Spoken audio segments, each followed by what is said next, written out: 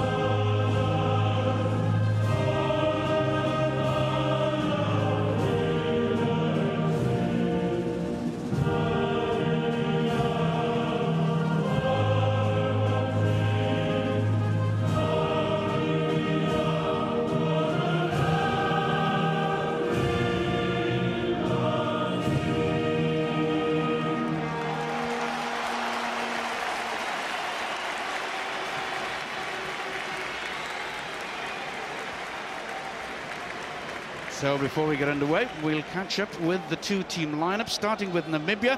Here we call skipper Kees Lensing to their front row, and two veterans in Hugo Horn and Heino Senekal in his third competition are also back.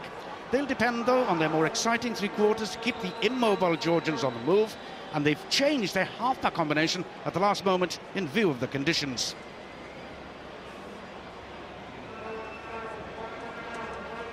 This is the problem with some of the protective gear that the Namibians have been dressed in. Malcolm Chandling, the touch judge on the far side there, getting involved. Now then, the Georgians. They feel very much at home in France. That's because 21 of their 22 today play their rugby in this country. The other is in Romania. They have fielded different combinations, in each of their three games. Tonight they're led by a new skipper in scrum half Abu Saridze, whose partnership with the one ever-present outside half Herab Kivirashvili will be crucial. Thank you. Steve Walsh from New Zealand is the referee here tonight, having sorted out the problem on the Namibian side. I think it was Jacques Burger and Piet van Zyl. Georgia then get us underway. Expect a huge forward effort from the Georgians in this game. And here they come immediately. Two brothers, Jorgadze, the hooker there we saw, and also a centre. But relief for Namibia first of all, Murray. Well, relief, I don't know. They started with a little bit of hesitancy, and I think that's not the way to go with the Georgians. You hesitate. They look like men, really. I was just looking at their faces before, full of scars and broken noses and split eyes. They've got a word for that in France, did you know? It's called brelaf. Facial disfiguration caused by some heroic deed. How about that one? Wow, my word. On the counter-attack, Urikashvili played in the centre in the first two games. Now then, this is unusual. Zirakashvili, the prop, the Georgians moving the ball around. Skipper Abu Saridze with the kick forward.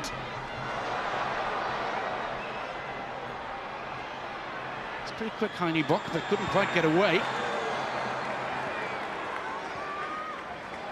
And in the end, Georgia couldn't quite keep it in.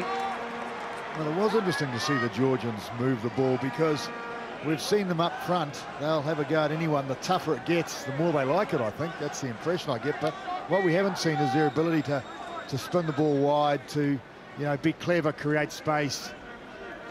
Yes, they haven't shown their great try-scoring exploits at all. Just won this competition and won back in 2003 in Australia.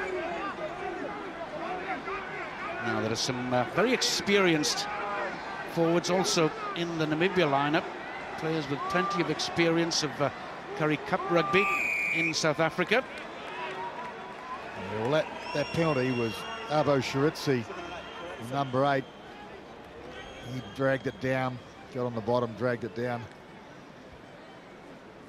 But yes, there are a couple of interesting forwards, all right, on the Namibian side. There's a guy called Burger. I don't think he's any relation to Schalk Burger, but he's into everything. Jacques Burger's his name. And you'll see plenty of him today. Not a bad loose forward trio, actually. In fact, that's the area that I think I'll be looking at to see how the competition develops. Tinus du Plessis, the number 8, between these two very good flankers in Jacques Burger and Jacques Nieuwenhuis, the man who was sent off in the last game. And he now is recalled after serving a one-match suspension. Beautiful ball for Namibia. Now they look to roll it on then. Well, this is the area that they've shown that they're competent at. Taking the ball in and collectively driving. They did very well against Ireland in that area. In fact, they took it to Ireland, really. Yeah, just knocked forward. So we had a contrast in the styles we were expecting in the game last night, and it's starting this way here as well. Well, I mean, I guess if you look at the strategy of the Georgian team, they'd have to say, well, look, if we're going to back ourselves at any stage to play, you know, expansive rugby and score tries, it would have to be against Namibia. So I'm expecting to see that. Abu Saridze, the skipper, just making sure no allows, in fact, the end. Urishadze. Finally, the scrum half gets it away. Kivirashvili, good solid player. takes them further upfield. Yes, he sort of looks like he's got a bit of potential. I know he's had a bit of an unfortunate result with some of his kicking. I mean, they could have beaten Ireland, couldn't they, if he'd been on song during that game. But I don't think anybody's told them that they're not supposed to be able to beat teams like Ireland, because well, they took it in their stride to me. Ball into the line out again. Good take at the back for Namibia. Certainly a very promising start for the Southern African side. Georgia looking to turn the man, but not succeeding, I don't think. It's going to be a huge battle between the two eights. Really testing each other's mettle out here. Tondo was the other change at scrum half. Play a tighter game, so he's been brought in at the last moment instead of Yankees. He's a more free sort of attacking player. And outside him, Van Tonder has Mons Schreuder, who's a good kicker as well, but things starting to warm up a little. Yeah, well, I don't think you muck around with these Georgians, really. I mean, I just look at them and they just look like a bunch of men full of character and just ready to go. Give me a go, they're saying. And Jacques Burger sort of obviously did. He knocked one of them around, the others took offence.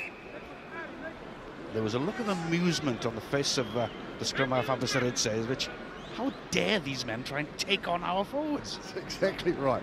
Well, as George, their president, said, 20 centuries of war. Do you think we've got character? That's great stuff. I just loved it when he said, we're going to fight to win today. And very much sort of economic refugees as well. The Georgians have to leave their country to earn a living, and these players do so in France, as I say. Now then, Georgia getting hands on the ball. Godze at 5 has been an ever-present.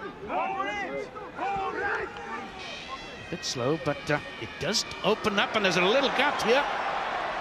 So it wasn't quite there, but Abbasaridze is in position to bring his forwards in again. Datunashvili, he wanted to do so. It was pretty effective. I mean, there was no finesse whatsoever. Everybody was close to the ruck and more. It was just up the guts. That's all it was, basically. But it was powerful. It broke the lines. That's the first line break we've had. Quite impressive, really. Look at that. Straight through the centre, pumping the legs. That's the shot. The only way to stop a guy like that's around the legs, of course. Low. So here's the first opportunity for points for Merab Kvirikashvili. Made his debut in the World Cup back in 2003, just as a 19-year-old. 23rd international appearance today, and as you see, pushing up towards the century of points for his country as the rain absolutely beats down. Psychologically very important that he kicks this goal. It's raining, it'll make it pretty hard as the game wears on. There's his rugby for Pau in the south of France. They will share his delight at opening the score in this game. Very un-Pau-like conditions here in Lens today. And not very much rain in Namibia either, I will say. Bob, I remember flying in there for a game once and there was sand for Africa. And all of a sudden I saw this green patch ahead of me and it was the rugby ground. First blood then to Georgia, and an inaccurate kickoff then by Mons Schreuder. Took a long time to get his range in the game in Marseille against Argentina. He's got a big boot on him. If he does, then he'll send the Georgians back. That's why he's been chosen. Yeah, but I think you need more than the boot today. You've got to have the ability to score tries as well. And the creativity factor is the difference, I think, between the top